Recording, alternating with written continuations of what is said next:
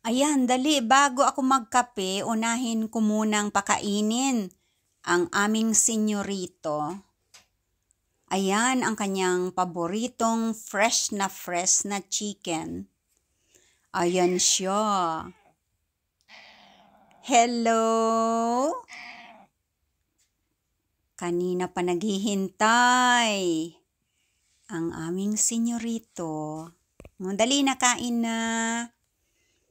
Yan, at bago pa kumain ng maayos, hihimas-himasin pa yung kanyang makapal na balahibo.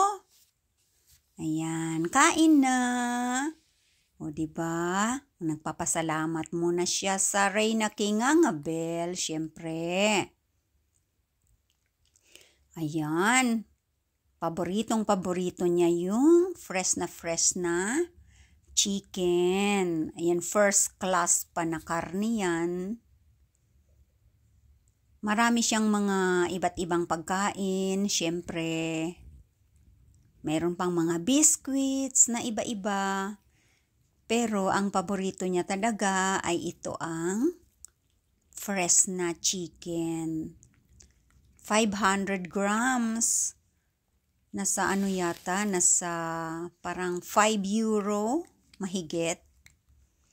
Pero binibilihan talaga yan, diba? Silver.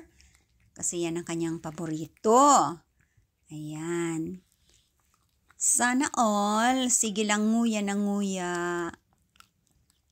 Ang aming pinakamamahal na senyorito dito sa bahay.